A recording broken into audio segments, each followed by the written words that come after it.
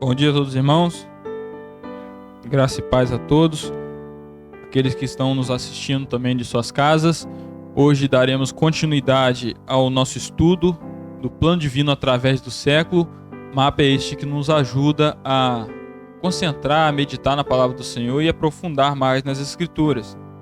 O nosso último estudo aqui foi há 2 meses atrás, né? Estamos continuando na dispensação da lei, que é a 5ª dispensação, e aonde vamos tratar, já tratamos da lei, né, propriamente dita. Vamos tratar hoje sobre o tabernáculo, e no próximo estudo, né, que é a parte 3 do estudo da lei, né, iremos tratar dessas imagens, dessas ilustrações que estão aqui, que são referentes ao livro de Daniel e suas visões, né, que tem ligação com o futuro.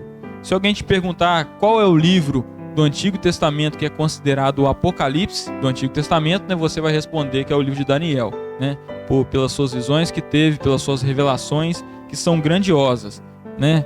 Naquele tempo já se tinha informações sobre o Anticristo, sobre a grande tribulação, sobre a duração da grande tribulação em 7 anos e muitas outras preciosidades, mas isso será no próximo estudo. Hoje iremos tratar sobre essa imagem aqui de baixo, né, o tabernáculo. Certo? Então, meus irmãos, na inocência, Deus manteve uma comunhão com o ser humano. Mas, após o ser humano pecar, o Senhor os expulsou do jardim. Jardim onde era o local da presença do Senhor, onde era o local do encontro com o Senhor. E o Senhor ainda coloca querubins e uma espada flamejante para proteger, não a Deus, mas e sim o próprio homem. Proteger o homem não de apenas comer do fruto da árvore da vida e viver eternamente um estado de pecado, mas também de proteger o homem da glória do Senhor. Porque a glória do Senhor mataria, consumiria a todo pecador que estivesse perante ele, visto que o nosso Deus é um Deus santíssimo e não habita com o pecado. Mas o plano de Deus através dos séculos sempre foi ter uma comunhão plena com sua criatura. Mas e agora, depois que ela pecou, como é que vai reconciliar novamente? Por isso, Deus envia seu Filho ao mundo para que ele morresse e pelo seu sangue pudesse nos purificar, nos redimir, nos tornar aptos a estar na presença do Senhor novamente. E Cristo, ele não veio ao mundo de qualquer maneira, não veio do nada, de uma hora para outra, e ele apareceu aí. De forma alguma. O Senhor Deus havia profetizado a sua vinda de diversas maneiras, através dos profetas, dos salmos, das leis, das festas, também dos símbolos, dos tipos, e de diversas outras formas que estão todas relatadas no Antigo Testamento. De maneira que o Antigo Testamento é como uma seta que apontava para Cristo. De maneira que o Antigo Testamento é como professor, é como aio para Cristo, que é a plena sabedoria. De maneira que o Antigo Testamento é algo como se fosse 2D e o nosso Senhor Jesus, algo 3D com mais profundidade. De maneira que o Antigo Testamento era um símbolo e o nosso Senhor Jesus, a essência. De maneira que o Antigo Testamento era uma sombra de Cristo, que era a realidade. E nós vemos isso, então, de uma maneira muito fácil através do tabernáculo. Tabernáculo, para quem não conhece, significa habitação. Tabernáculo é habitação. O tabernáculo era uma tenda móvel, um santuário, feita por Deus, que o Senhor ordenou a ele para que Deus pudesse habitar no meio do povo, né? E esse tabernáculo, eu vou estar passando também um vídeo para os irmãos, né? Pode soltar o vídeo aí. Trouxe um vídeo para os irmãos conseguirem visualizar, né, o tabernáculo, que é difícil falar sobre o tabernáculo sem as pessoas terem conhecido, né? Está ali em Êxodo 25:8. E me farão um santuário e eu habitarei no meio deles. Podemos ver aí a tenda com um cercado chamado ali de átrio, essa parte exterior chama átrio, e temos a tenda principal. Repara muito bem na aparência externa dessa tenda. Temos o primeiro utensílio, que se chama altar de sacrifício, feito de madeira revestido de bronze. Após ele temos ali uma bacia que era usada para purificar. É o único utensílio que não sabemos a sua medida. Dentro do véu, do primeiro véu, temos ali a menorá ou candelabro, que era o único utensílio que dava luz dentro daquele local. À sua frente tinha uma mesa dos pães da presença, né, onde estavam os pães. Temos ali também um altar de incenso. E passando ali o véu, nós temos então o tabernáculo. Aquele local se chamava, o tabernáculo não, temos a Arca da Aliança. Aquele local ali se chamava Santo dos Santos. Temos ali a tampa que se chama propiciatório com os querubins. E dentro da arca nós temos então as tábuas de Moisés, a vara de Arão e também o maná. Agora nós temos aí a visão saindo, né, de dentro do tabernáculo. E esse então era o tabernáculo, a tenda móvel, o local que era feito os ritos, né? E também simbolizava a presença de Deus.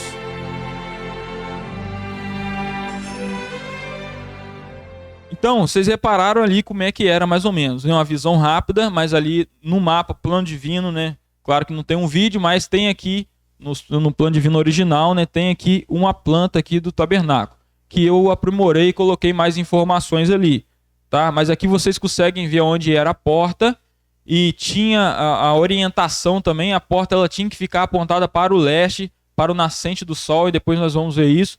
Aqui nós temos aquele altar de bronze, altar de holocausto, era o maior utensílio, ele tinha 2,5 metros, né? Era feito para sacrificar animais, queimar animais, né? Poderia ser assado até um boi inteiro ali, então era o maior utensílio que tinha ali, né? Ele era de madeira de acácia, revestido de bronze, né, ou cobre.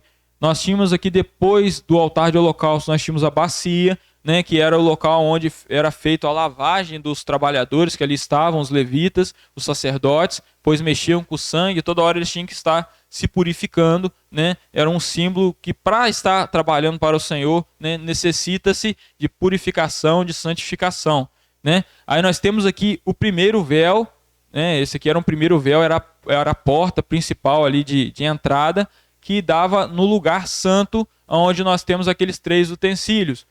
O candelabro, né, ou a menorá aqui, que era usada para clarear, ele era a única peça para poder fazer a claridade, né, aqui nesse local chamado lugar santo, né? E aqui nós temos a mesa dos pães da presença, onde tinha 12 pães e tinha ali também utensílios para oferta de libação, né, oferta em forma de líquido, né? E toda semana era consumido esses pães ali pelos trabalhadores que estavam ali, pelos sacerdotes. E aqui nós temos então também o altar de incenso, aonde tarde e manhã eram queimados, oferecido incenso ali constantemente, né, todos os dias. Assim como se acendia essas velas daqui, né, todos os dias, na tarde e de manhã, eles também queimavam incenso de manhã e à tarde também aqui no incensário, que era feito de ouro, ele era quadrado, né, e tinha uma altura de 90 centímetros mais ou menos. Né, ali era oferecido os aromas, né? E passando aqui o véu, então, aquele véu que os irmãos sabem que se rasgou na morte de Cristo, né, que fazia divisão entre o lugar santo e o lugar santíssimo, ali dentro ficava a Arca da Aliança. E no meio dos querubins era o local que representava o local de encontro de Deus e Moisés, né? Em diversas passagens vai ter falando que o Senhor se assentava entre os querubins. Ali nesse vídeo você viu uma luz ali, né, que ali representava a presença direta com o Senhor, né? E depois da morte de Arão, eu acho que é Arão e Abiú, Nadab e Abiú, né, que eram filhos de Arão, né, depois da morte deles, se passou a entrar dentro do lugar santíssimo apenas uma vez por ano, né? O sumo sacerdote, o primeiro ali, Arão, entrava uma vez por ano para interceder por ele e pelo povo ali, né, perante o Senhor, no lugar santo, né, lugar santíssimo, ou santo dos santos, né? Então, nós vemos que o tabernáculo ele possui um degradê do sagrado, né? Nós entendemos isso porque nós temos aqui o primeiro espaço, que era o átrio ou pátio externo. Nós temos aqui o lugar santo e o lugar santíssimo. 3 coisas, um degradê do sagrado. Tendo em vista isso, outros pregadores aplicam o tabernáculo em outras coisas, como primeiro, segundo e terceiro céu. Aplicam também o tabernáculo em corpo, alma e espírito, mas a realidade, a verdadeira intenção, o que ele aponta diretamente é para Cristo, né? E isso nós temos a ajuda do livro de Hebreus, que nos fala isso muito bem, né? E aqui, provisoriamente, na imagem aqui desse mapa, do mapa aqui, provisoriamente, eu coloquei a imagem mais estendida aqui do tabernáculo e dos seus utensílios para os irmãos poderem ter uma didática, uma compreensão, né, melhor sobre este estudo, né? Então, irmãos, aqui é muito interessante, né? Eu falei com vocês que o nome tabernáculo ele tem um significado, né? E o que significa tabernáculo, então? Vocês estão prestando atenção? Habitação, né? Tabernáculo, habitação. No original, em hebraico, tabernáculo é mishkan, que significa habitar, morar, residir, né? Lá no grego, que é feito o livro de no Novo Testamento é escrito no grego, o Antigo Testamento escrito no hebraico. Lá no grego está skene, né? É a mesma coisa, habitar, morar, residir, ou skene muitas vezes usado para se referir a essa tenda aí móvel, certo? Mas você pode perguntar, mas para que às vezes ficar sabendo a etimologia no grego ou no hebraico? Porque quando nós vamos fazer a leitura no original em grego de João, nós vemos ali uma coisa que no português se perdeu, uma informação importantíssima que se perdeu ali em João. Eu vou ler a passagem para vocês de João capítulo 1, 14, e vocês tentam identificar em que momento se usa a palavra tabernáculo aqui. Abra suas Bíblias aí, 1 João não, Evangelho de João, capítulo 1, versículo 14, que diz assim: e o verbo se fez carne e habitou entre nós, e vimos a sua glória como a glória do unigênito do Pai, cheio de graça e de verdade.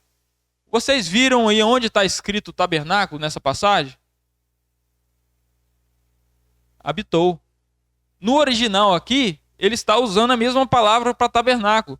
E o verbo se fez carne e tabernaculou entre nós. Tabernáculo não era a habitação de Deus? Então Jesus é o nosso tabernáculo. Esse tabernáculo praticamente todo aponta diretamente para Cristo e seus feitos. Tudo no tabernáculo, né?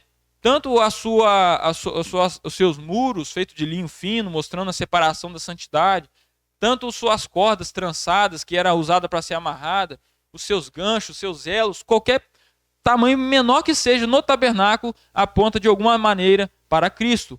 Mas hoje, pelo tempo, né, não tem como falar de tudo, então vamos focar apenas nos principais ali, nos utensílios maiores, né? Pode voltar para a gente lá? Né? Então, João 1,14 fala: e o verbo se fez carne e tabernaculou entre nós, né? Então, aqui no tabernáculo nós podemos ver este muro, né, que ele, como eu disse, ele era feito de linho, né? Tinha umas colunas aqui, ele era feito de linho, esse muro que fazia a separação do povo, né, que o povo ficava acampado ali ao redor, o tabernáculo era o centro e o povo ficava acampado ao redor, né? Aqui dentro nós temos o átrio, como eu disse, né, esse local externo aqui, o primeiro local, né? Aqui nós vamos ter também a cobertura da tenda, que eu queria comentar algo que é muito interessante para vocês, sobre essa cobertura aqui, ó. Tá vendo essa cobertura da tenda aqui, né? Isso era móvel, era feito para ser desmontado sempre que precisava, né? O tabernáculo ele mudou de lugar 40 vezes durante a peregrinação do povo, né? O povo ficou 40 anos no deserto, o tabernáculo ele mudou 40 vezes de locais, mais ou menos. E depois ele fica lá em Siló, né, por muito mais tempo, mesmo do que o templo, né? O tabernáculo ficou lá 392 anos praticamente, lá em Siló. Siló é o local onde Samuel foi lá trabalhar, o Elias, né, estava lá também.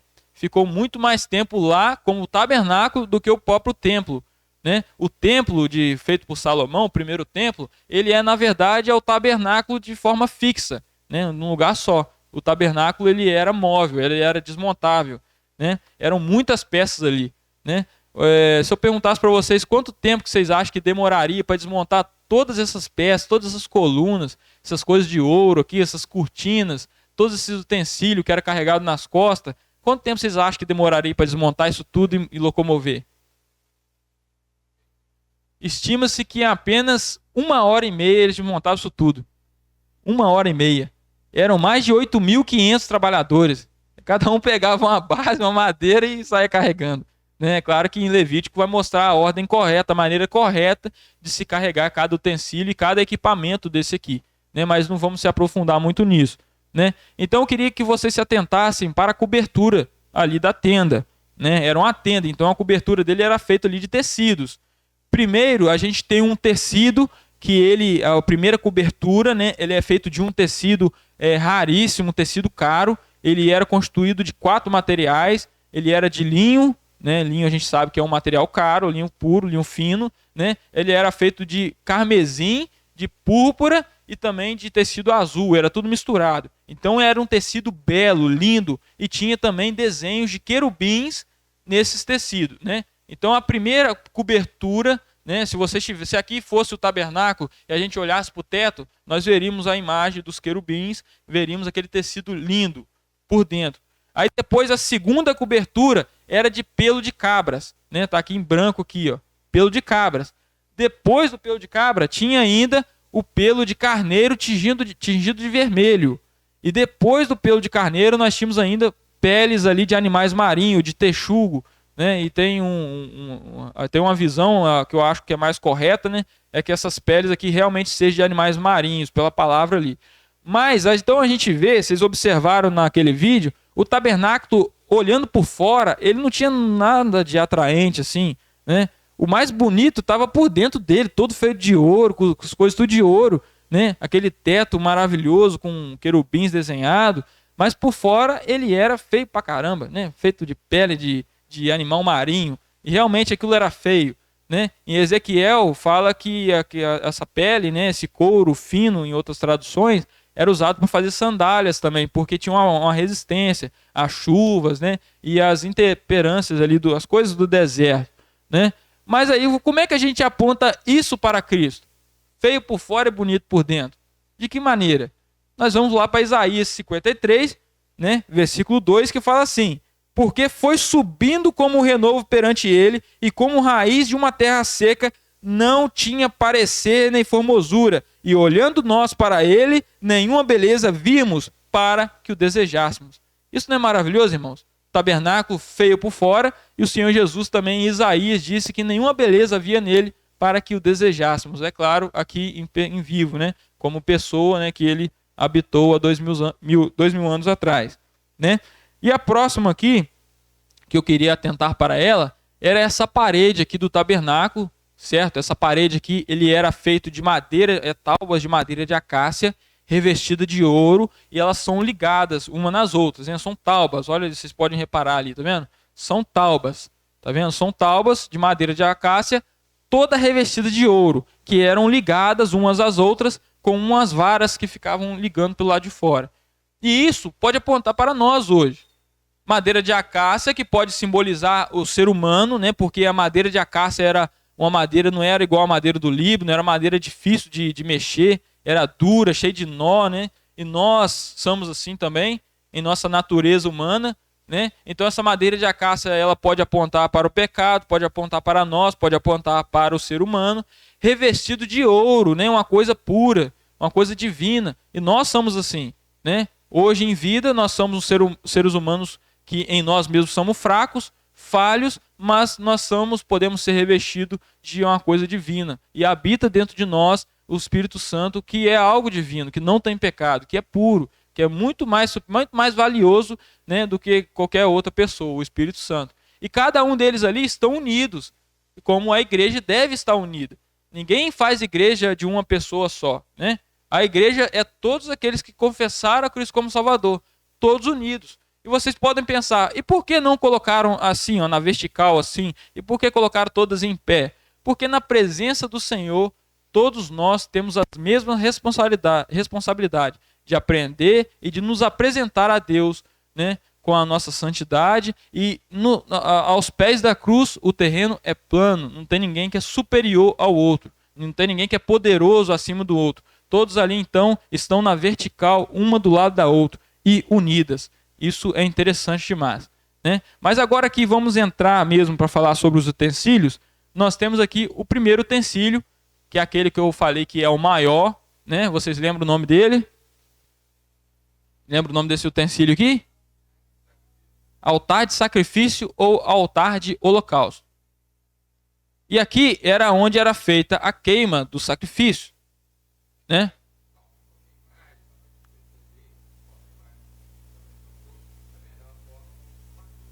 Isso.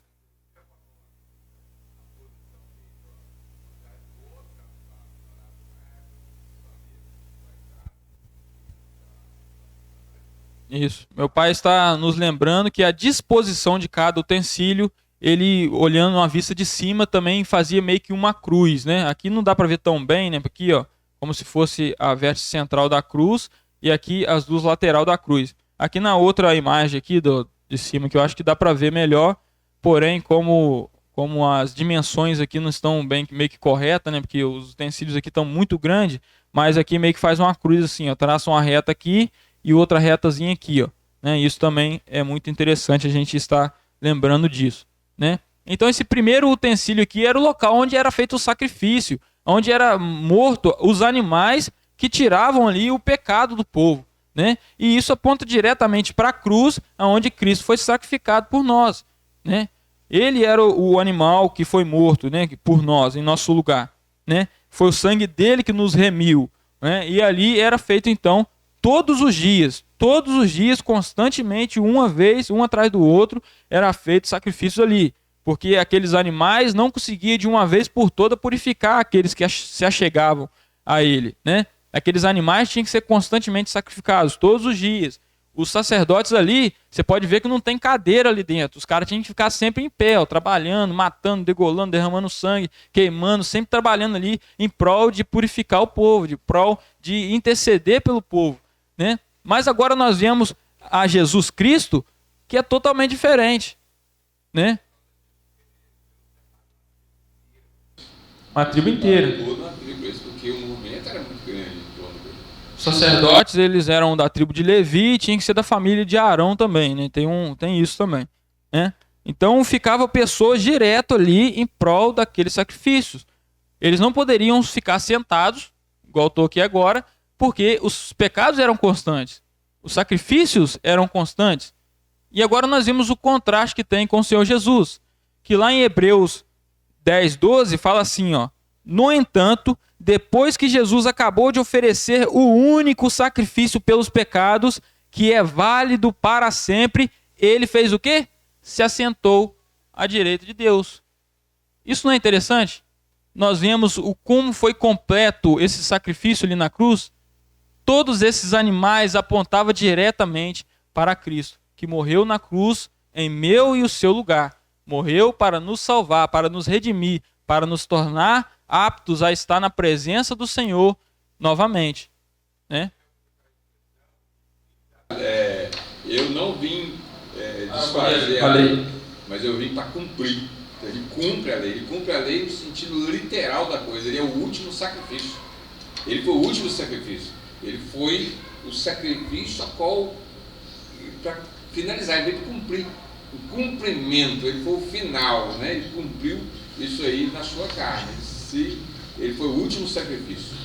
Né? Finalidade. Toda a história de sacrifício ali, daqueles cordeiros, ele foi o último sacrificado. Não tem mais. Você pode se assentar.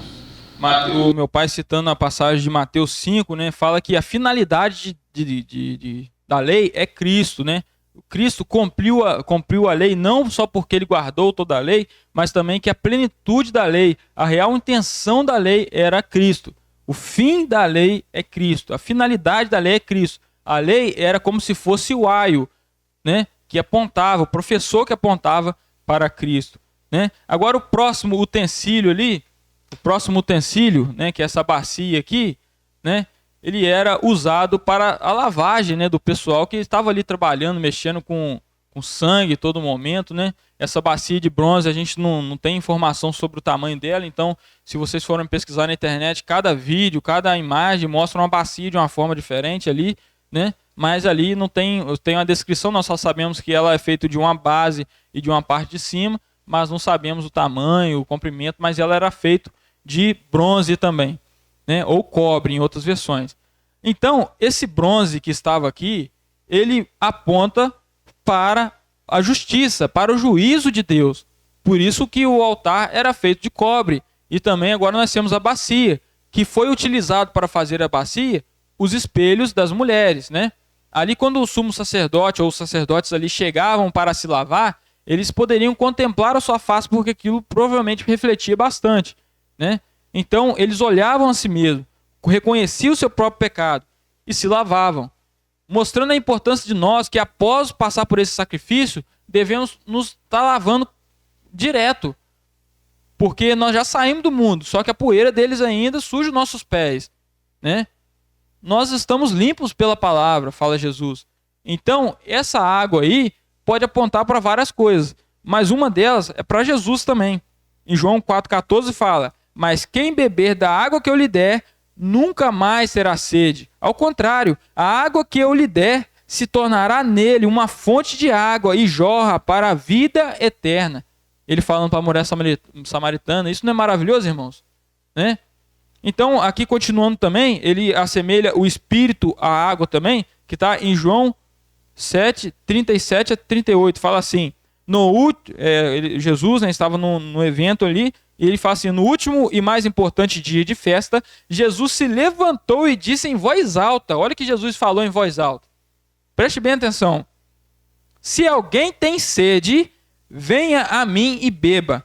Quem crer em mim, como diz as Escrituras, do seu interior fluirão rios de água viva. Né? Nós temos também, né, queria levar vocês ao raciocínio para pensar comigo agora, neste momento. Tem o milagre das bodas de Caná, certo? João capítulo 2. O que aconteceu naquele casamento? A água se transforma em vinho. Eu, por muito tempo, ficava pensando qual é o significado mais profundo da água se transformando em vinho. Tem muitas aplicações, é claro. Nós, crentes, se transformando de uma hora para outra, de uma coisa para outra, de pecador para salvo, de nas trevas para a luz. Mas também tem uma coisa muito interessante.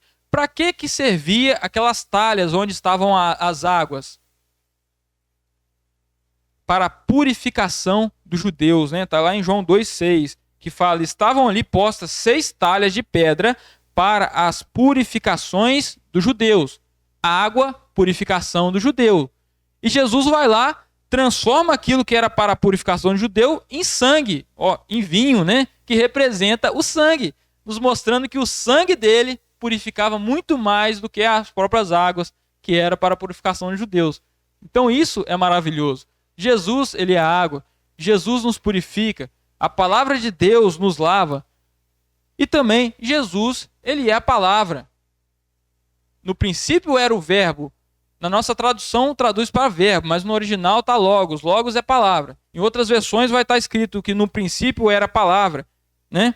Então Jesus é a palavra. E por que eu digo isso? Porque em outras passagens fala que nós temos que estar limpo pela palavra, né? A palavra, a leitura, a meditação na palavra do Senhor, ela é essencial para nos purificar, para nos lavar dia após dia. E se você é crente, mas não lê a palavra, não está se limpando pela palavra, provavelmente tem várias pendências aí que precisam ser resolvidas, né? Não está vivendo uma vida plena como um crente, né? A gente precisa se lavar, então, diariamente. Sim. Entrar no tabernáculo, a primeira coisa que tinha que ser feito, o altar do sacrifício, né? Mostrando para nós que não existe santidade sem a salvação em Cristo. Não adianta a pessoa contornar a cruz de Cristo e tentar se purificar. Ela pode até religiosamente ela caminhar por um caminho de bondade, de melhora, mas se ele não passar pelo altar do sacrifício, crendo em Jesus como Salvador, não vai ter utilidade. Por isso que eu digo sempre, o sermão do monte não é instrução para a salvação, mas é instrução para os salvos. Não adianta nós pegarmos o sermão do monte, né, e tentar aplicar aquilo na vida, se nós não tivermos se convertido ao Senhor Jesus Cristo, né? Porque o sermão do monte não são ensinos para a salvação, mas são ensino para os salvos, conduta para os salvos. Isso aí, primeira coisa quando se entrava ali, né, era passar pelo altar, era o primeiro item, né? Aqui nós podemos ver aqui, ó. E para entrar aqui e ter acesso a essa purificação, a essa salvação do altar, só tinha um caminho. Jesus é o único caminho, né? Nós temos essa porta aqui. Que interessante que ela deveria ser montada para o leste. E vocês lembram o que estava no leste, no oriente? O nascer do sol, né? Aí nós vamos lá em Malaquias 4:2, fala que Deus é o sol da justiça, né? E isso é umas coisas que são interessantíssimas para nós.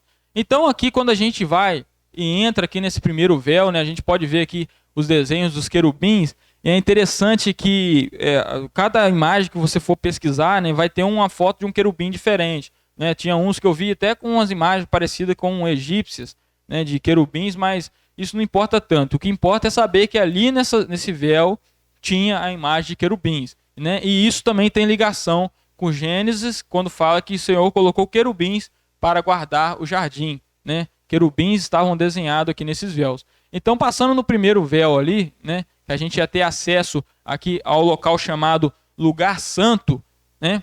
Lugar Santo, essa primeira etapa aqui, nós temos ali um utensílio chamado menorá.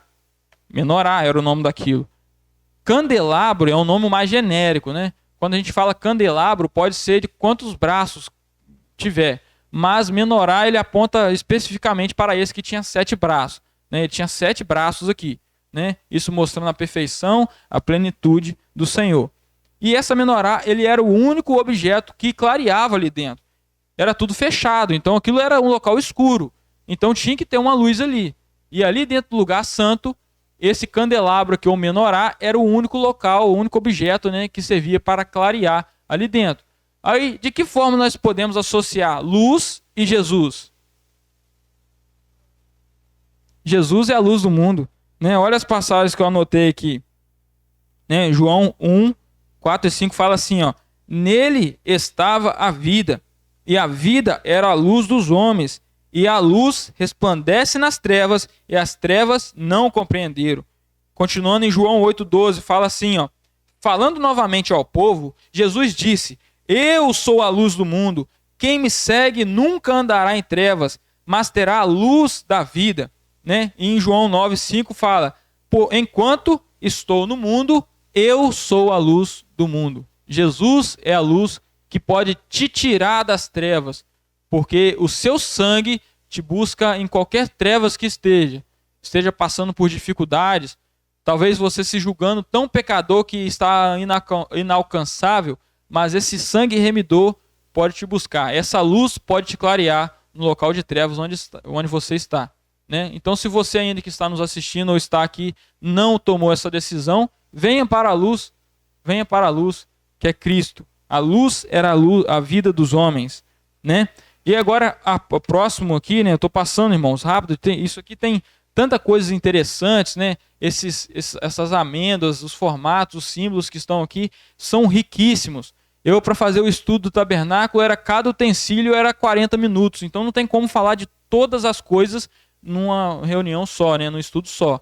Mas, então, prosseguindo então, para o próximo utensílio, na frente aqui desse candelabro, dessa menorá, tinha ali então a mesa, que ficavam os 12 pães, representando as 12 tribos, né? E toda semana os sacerdotes ali, os trabalhadores faziam a alimentação com esse pão ali, né? Eram pães sem fermento, né? E como é que a gente, aqui também, eu esqueci de avisar vocês, né? Mas depois, quem estiver acompanhando pelo vídeo também e quiser saber onde está a descrição de cada utensílio desse aqui, eu coloquei aqui, tá, a descrição, né, de cada utensílio, está lá no livro de Êxodo, né, e está aqui embaixo, aqui, mas os irmãos que tiverem mais interesse de se aprofundar podem ir lá conferir, né? Lá está todas as medidas, proporções e tudo que deveria ser feito, né? Então, essa mesa aqui, nós temos o pão. E como é que nós associamos pão a Jesus? Ele é o pão da vida. Parabéns, vocês estão de parabéns, hein? Estão conhecedores mesmo, né? Então, isso está relatado lá em João capítulo 6, 33 a 35. Fala assim, ó: porque o pão de Deus é aquele que desce do céu e dá a vida ao mundo. Disseram-lhe: pois, Senhor, dá-nos sempre deste pão. E Jesus lhes disse: eu sou o pão da vida. Aquele que vem a mim não terá fome. Em quem crê em mim nunca terá sede. Que palavras maravilhosas, irmãos. Palavra de salvação para os crentes. Palavra de conforto para nós. Sabemos que o Senhor Jesus ele estava sendo tipificado de tantas maneiras no Antigo Testamento.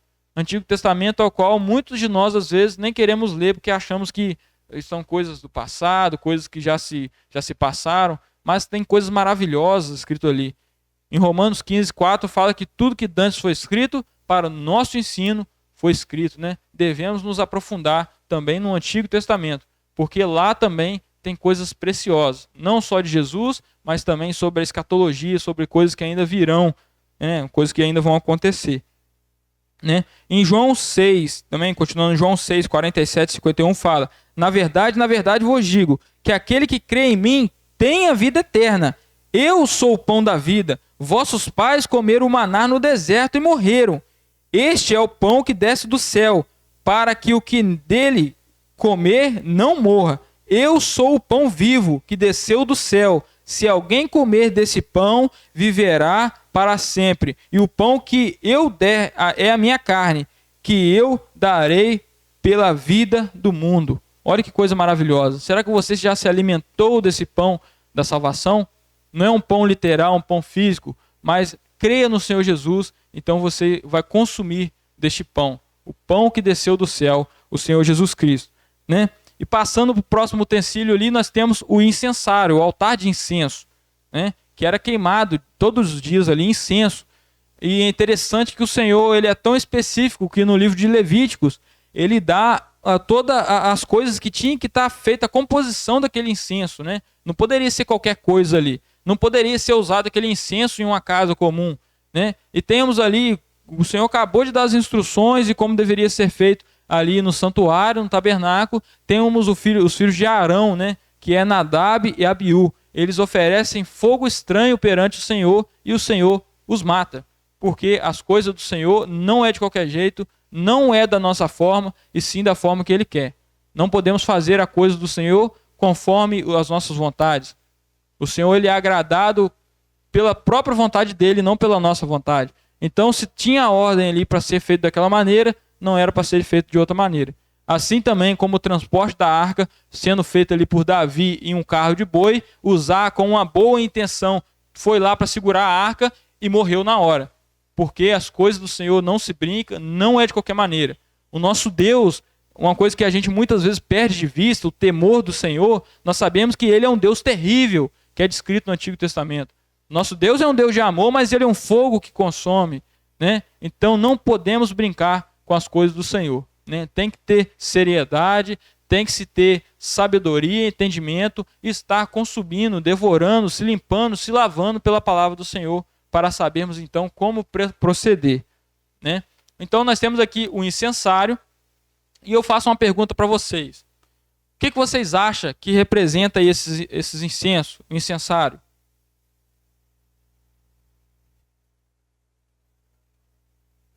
Oração, muito bem. Oração.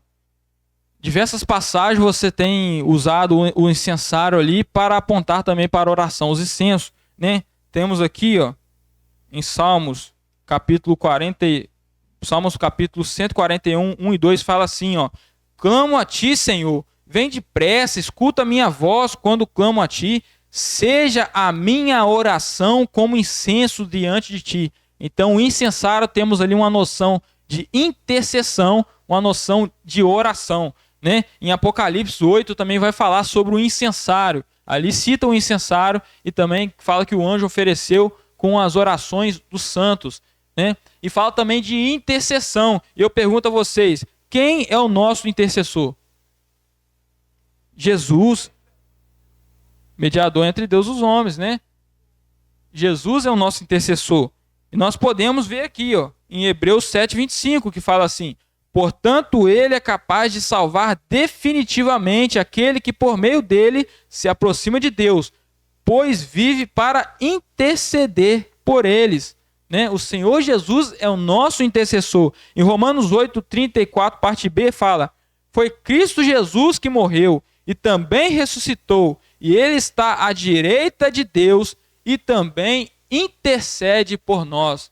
Isso é maravilhoso, irmãos. Em João vai falar: filhinhos, peço para que não pequeis, mas se vocês pecarem, sabe que tem um advogado ao lado do Pai, que também intercede por nós. Fala mais ou menos algo assim lá em João, 1 João 2, né?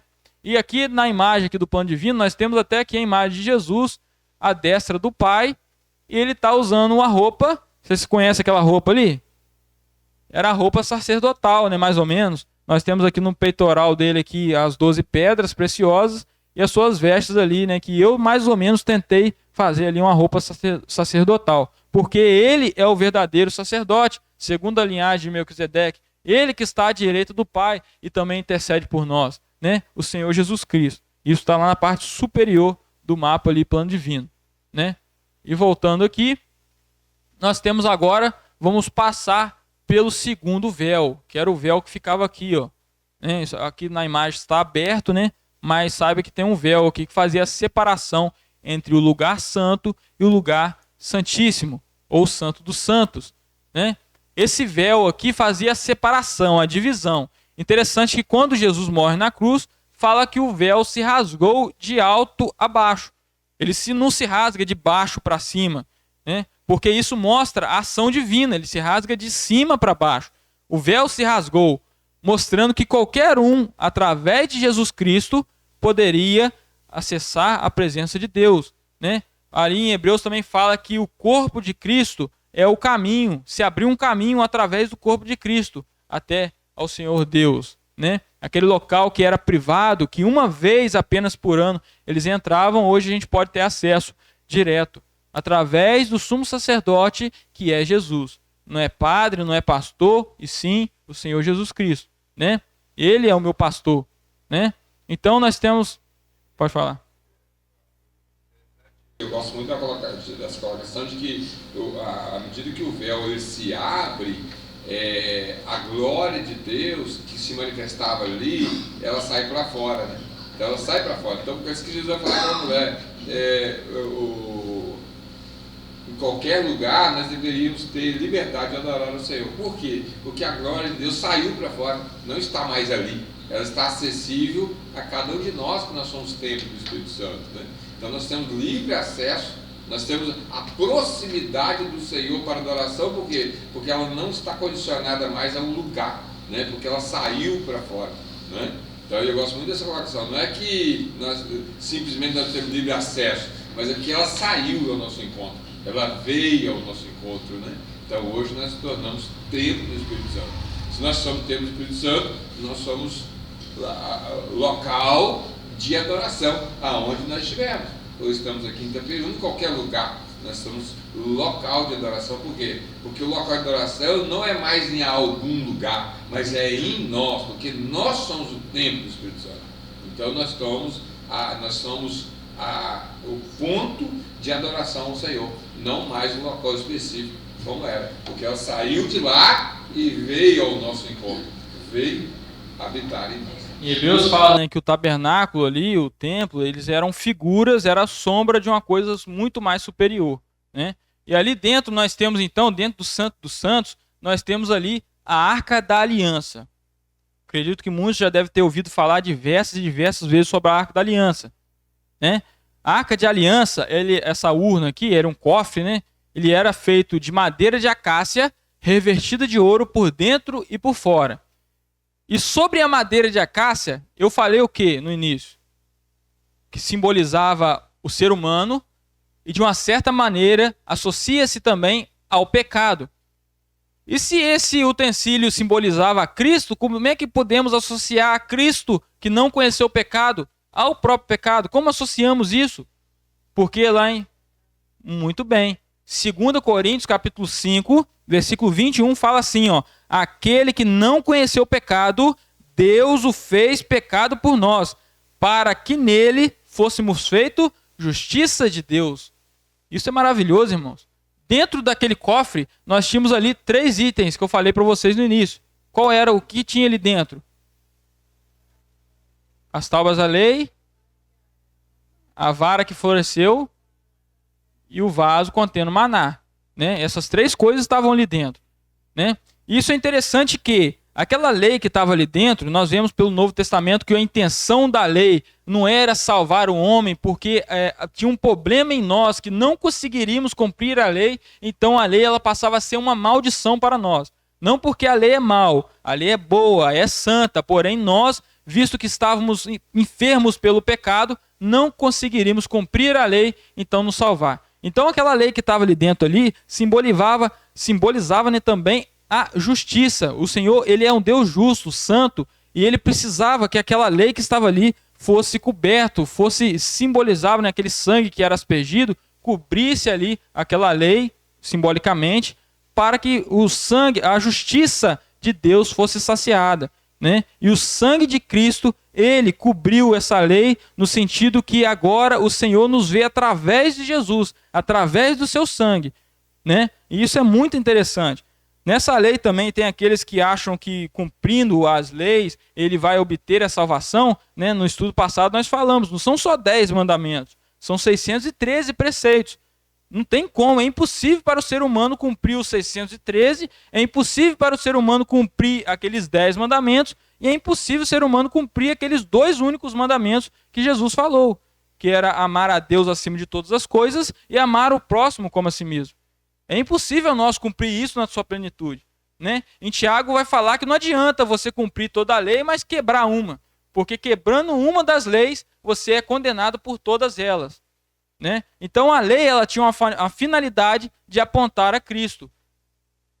Em Gálatas fala que nenhuma carne será justificada pelas obras da lei, né? Não tem como, mas sim pela graça, pelo sangue que foi derramado de Cristo Jesus, né? Nós temos também a vara de Arão.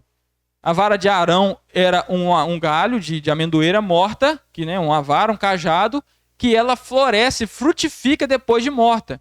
E o que isso pode nos apontar para Cristo? Sim.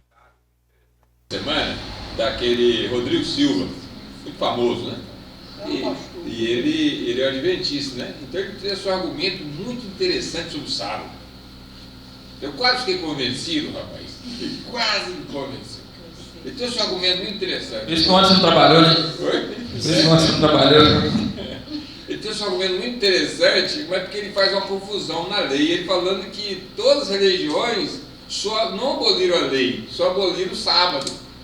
Né? Porque ele lista a lei como os 10 mandamentos, né? Qualquer religião você perguntar, amar a Deus sobre todas as coisas, sim. Roubar, não pode roubar, né? Ele vai falando dos mandamentos, aí ele fala o argumento dele que as pessoas só aboliram o sábado, né? Toda a lei guarda, né? Só o sábado que aboliram. Mas ele é bem interessante o argumento dele, bem convincente. Se a pessoa não tiver um conhecimento assim bem profundo da coisa, ele é iludido com esse argumento. O argumento dele é muito bom, sabe? Um argumento muito bom. Mas por quê? Porque ele mistura toda a lei. A lei, ela tinha uma divisão. Tinha a lei cerimonial e a lei moral. A lei cerimonial, Cristo aboliu. A lei de cerimônias, lei cerimonial. Agora, a lei moral, que é incutida no ser humano, ela é permanente, ela não tem fim. Né? A lei moral. O que é lei moral? Lei moral é aquilo. Você pode perguntar a uma pessoa que não é crente, não crê em Deus, e pergunta a ele: roubar é errado? Roubar é errado. Adulterar é errado? É errado. Por que é errado? Porque ele tem uma lei moral que foi incutida dele na criação. Por causa que Caim, quando mata Abel, não era proibido matar. É proibido matar o outro? Não era. Mas quando ele mata Abel, ele logo identifica: epa, ele tinha uma lei. Por causa da lei moral que é incutida no ser humano. Agora a lei cerimonial acabou. Cerimonial de sacrifício, de guarda de estrutura. Essa lei, ela foi cumprida em Cristo. Cumprida em Cristo. E aqui, falando sobre a vara que floresceu, nós temos uma passagem que eu acho que é interessantíssima, né? Essa vara era de uma árvore de amendoeira, né? Ela foi cortada, né? E lá em Isaías 53, de 7 a 8, fala assim, de Senhor Jesus, ó: ele foi oprimido, mas não abriu a boca. Como um cordeiro foi levado ao matadouro, e como ovelha muda perante os seus tosqueadores, ele não abriu a boca. Da opressão e do juízo foi tirado. E quem contará o tempo da sua vida? Portanto, foi cortado da terra dos viventes, e pela transgressão do meu povo foi ele atingido. Né? Quem contará o tempo da sua vida? Outras passagens. Quem contará a sua descendência? Porque Jesus não deixou descendência, não deixou filhos, né? Porque ele foi cortado da terra dos viventes. Aquela vara de amendoeira foi cortada, né? Mas aí depois, essa vara de Arão, ela frutificou, né, em um evento lá que o Senhor estava reafirmando a autoridade, o ministério de Arão, né? Ele vai florescer aquela vara ali, né? E depois ela vai dar flores, vai dar frutos também. Né? Assim também nós temos em 1 Coríntios 15, 3 a 4, que fala assim, ó: porque primeiramente vos entreguei o que também recebi, que Cristo morreu pelos nossos pecados, segundo as Escrituras, e foi sepultado e ressuscitou ao terceiro dia. Né? Aquela vara, ela reviveu, né? Uma vara morta que floresceu. Né? E ainda fala assim, ó, sobre o frutificar, né? Fala aqui em Isaías 53:11, parte A. O trabalho da sua alma ele verá e ficará satisfeito. Né? Frutificou, o trabalho da sua alma ele viu e ficou satisfeito. O trabalho da alma de Cristo é nós que estamos aqui, os remidos, que foram alcançados pelo seu sangue, né? E isso é maravilhoso. E agora, irmãos, depois que a gente falou aquilo, né, nós temos também o propiciatório.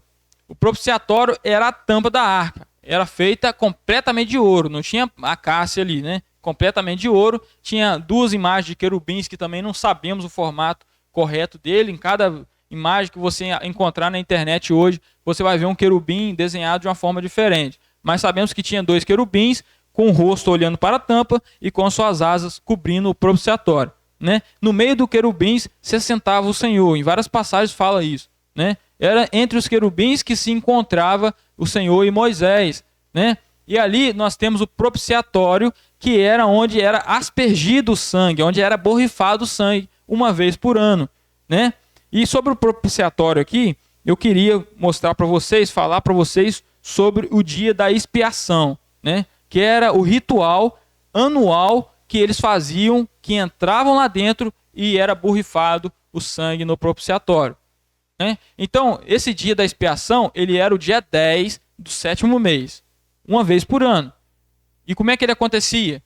Ele chegava assim, o sumo sacerdote, primeira coisa, ele tirava aquela estola sacerdotal, tem aqui a roupa do sacerdote aqui, ó, que ela é mais bonita, ela é toda enfeitada, tem aquele peitoral com 12 pedras, né? Esse tecido dele aqui também é feito da mesma coisa das cortinas, era feito de linho, de púrpura, de escarlate, né? De carmesim, né? E ele tinha ali várias coisas naquela veste. Só que nesse dia, uma vez por ano, ele se tirava essas vestes e ficava com veste de trabalhador, só linho, né? Era uma roupa toda branca. Então, ele fazia o quê? Primeira coisa, ele teria que oferecer sacrifício por si mesmo, porque ali ele estava no papel de interceder pelo povo. Ele ia sacrificar coisas para que todo o povo fosse purificado.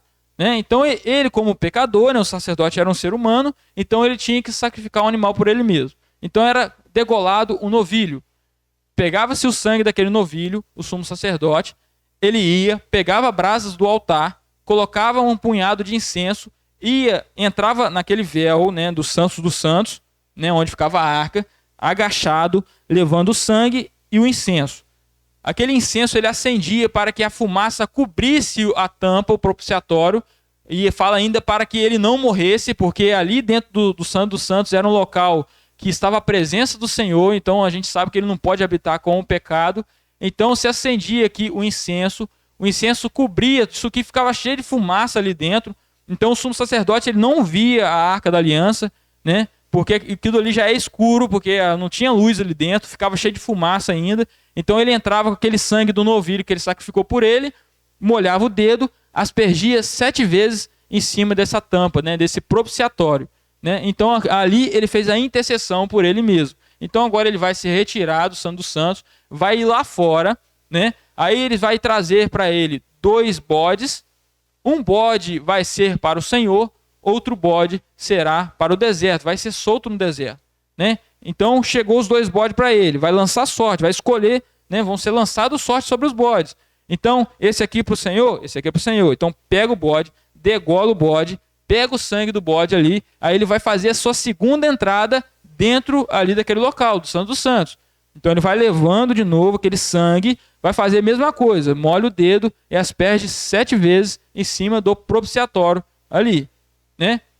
Então depois disso, né, no dia da expiação, depois disso ele sai de novo, agora ele vai naquele bode emissário, né, no bode que foi escolhido para ser enviado para o deserto. Nas versões fala que era o bode Azazel, né? Eles pegavam, colocavam a mão sobre ele, Arão, sumo sacerdote, confessava os pecados do povo, aí um pegava e soltava esse bode lá no deserto. Né? Esse bode não era morto, ele era apresentado vivo perante o Senhor, se confessava os pecados em cima dele, era uma simbologia, né, de passando o pecado do povo para aquele bode, e aquele bode então era enviado para o deserto. Esse é o dia do Yom Kippur, o dia da expiação, uma vez por ano, certo? Isso acontecia uma vez por ano. Então ali nós vemos Cristo nisso também, né? Em Hebreus, a passagem que nós lemos fala que o Senhor era o sumo sacerdote, ele era perfeito, imaculado, então ele não precisou fazer sacrifício por ele mesmo, e ele mesmo era o intercessor, e ele mesmo era a oferta, era o próprio sangue dele, né? Porque fala em Hebreus que convinha que no tabernáculo celeste, que era muito superior do que esse tabernáculo terrestre, precisava se sacrificar uma coisa ali muito superior a sangue de animais. Então lá foi derramado o sangue de Cristo. O Senhor Jesus passou além do véu, né? A música que a gente cantou na ceia. Ele passa além do véu, então, nesse tabernáculo celeste, com o seu sangue, e ele mesmo é o sumo sacerdote, e ele mesmo é o sangue, é a oferta.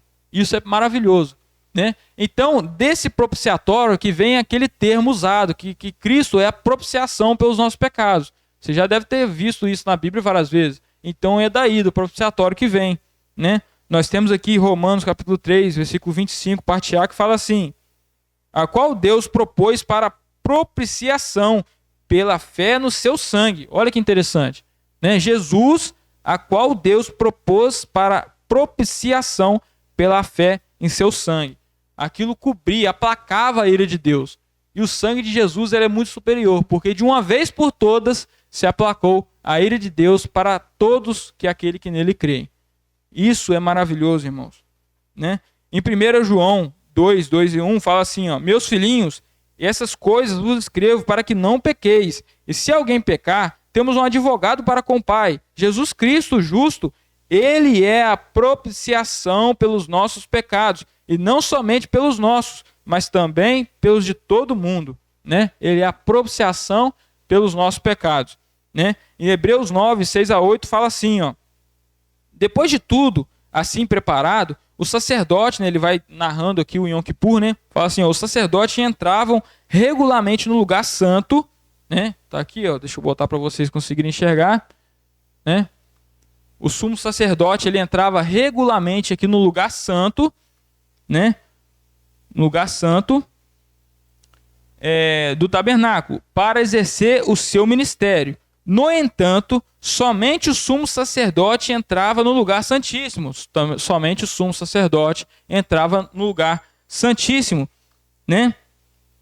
Somente ele entrava no lugar santíssimo. Apenas uma vez por ano, e nunca sem apresentar o sangue do sacrifício, que ele oferecia por si mesmo e pelos nossos pecados, que o povo havia cometido pela ignorância, né? No versículo 11 fala assim: contudo, quando Cristo veio como sumo sacerdote dos benefícios agora presentes, ele adentrou o maior e mais perfeito tabernáculo, não feito por homem, isto é, não pertencente a esta criação, não por meio de sangue de bodes ou novilhos, mas pelo seu próprio sangue. Ele entrou no lugar santíssimo e de uma vez por todas obteve eterna redenção.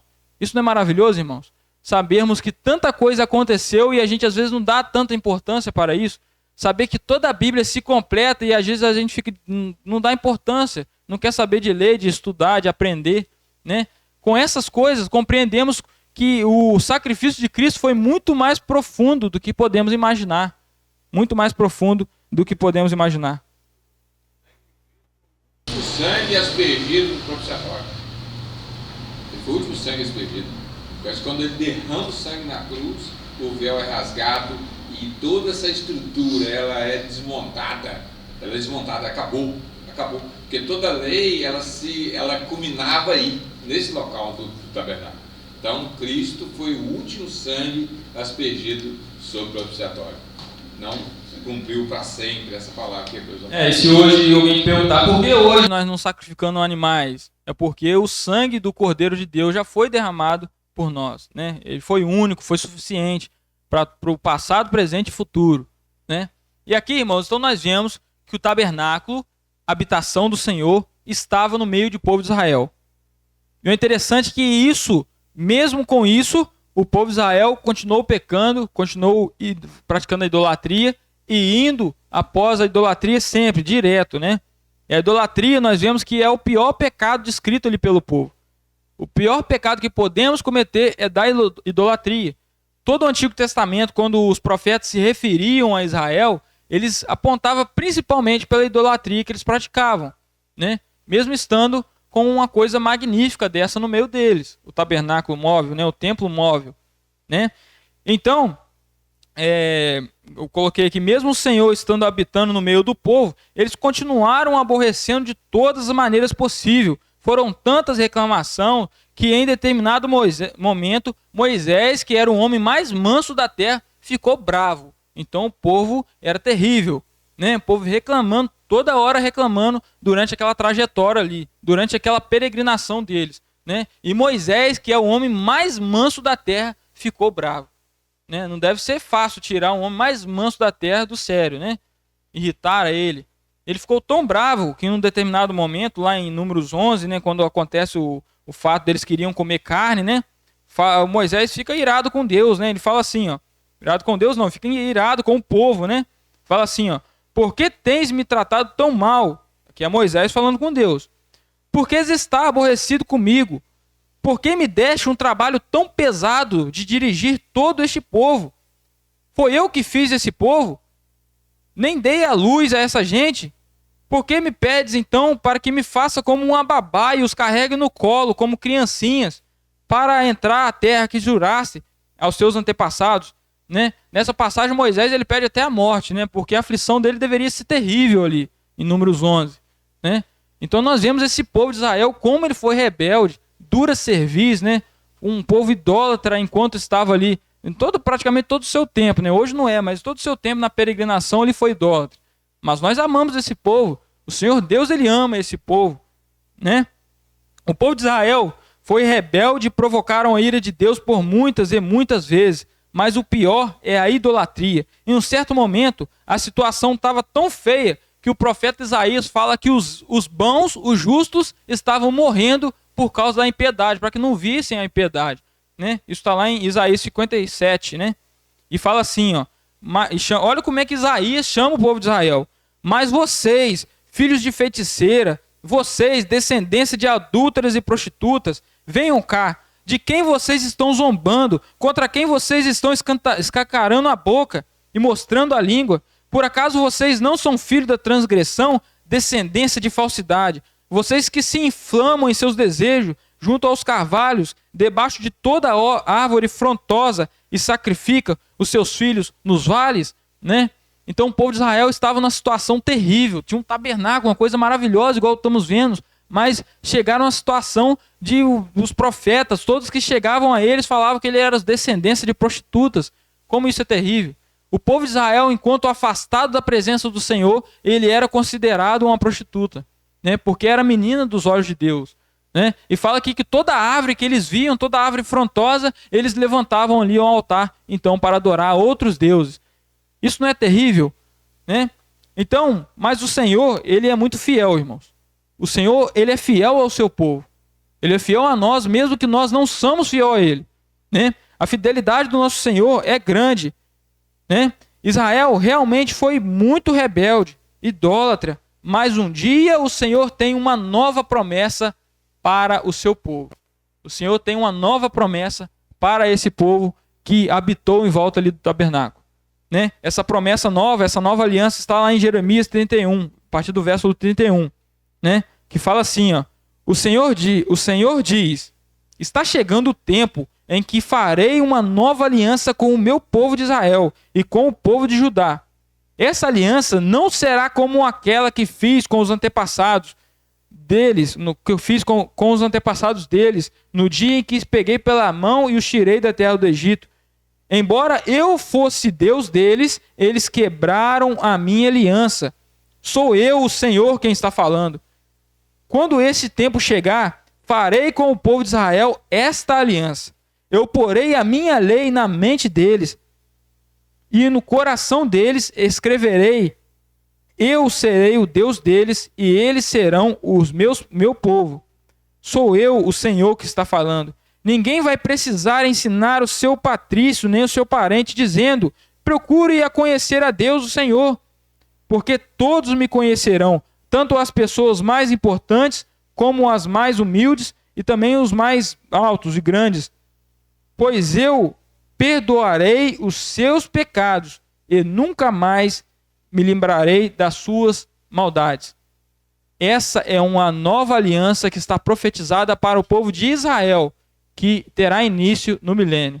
Ninguém precisará chegar e falar para o outro, conheça Jesus, conheça Deus, porque todos conhecerão a Ele, né? Nesse milênio e nós estaremos lá também com corpos glorificados, reinando, auxiliando ao Senhor Jesus Cristo, que é o Rei, né?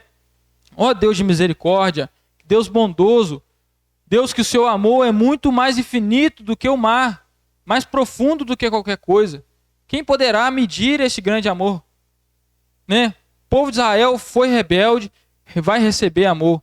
Nós fomos rebeldes, estávamos virados com as costas, dando as costas para o Senhor, e Ele nos alcançou com o seu amor.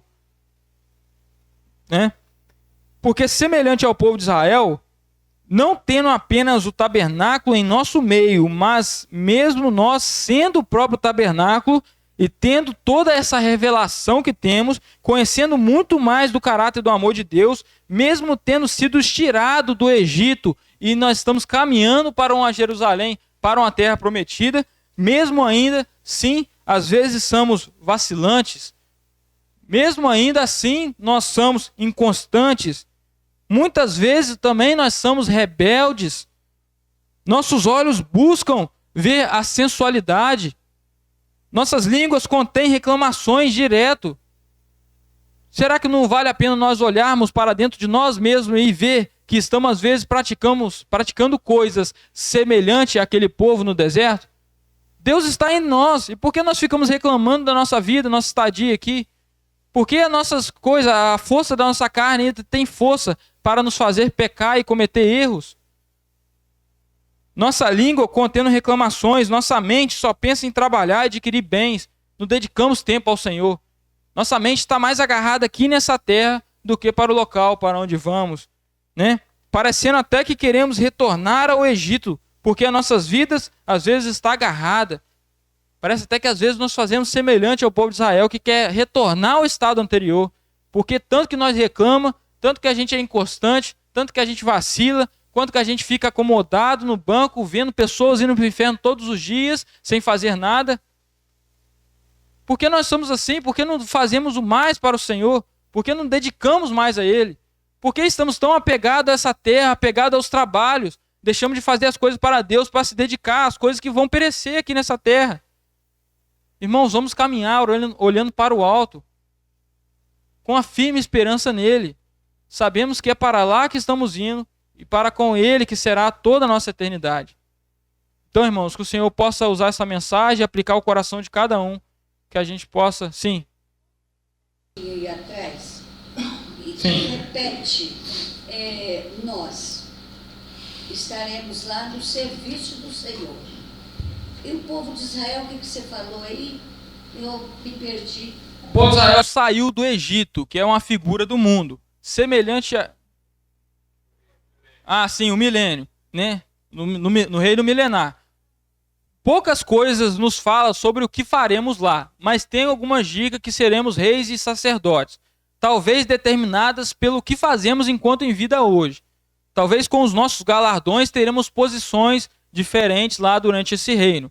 Não durante apenas o reino, mas também sobre a eternidade, né? O povo de Israel... Hoje... sim. Então, é porque hoje em dia, o povo de Israel, se alguém, como indivíduo, aceitar ao Senhor, ele faz parte da igreja, ele faz parte da noiva. Mas, na sua totalidade, em nação, ele só vai se converter no final da grande tribulação. E quando adentrarem com vidas igual essa que temos, vida com carne ainda, que habita o pecado, eles vão entrar para o milênio, né, com vida e vão habitar ali. Tanto que vai haver morte. Vai haver ainda pessoas, né, em Isaías 65, falando que vai haver uma grande paz dos animais, do leão, com o filho da bezerra, com o lobo e o cordeiro, né, o carneiro.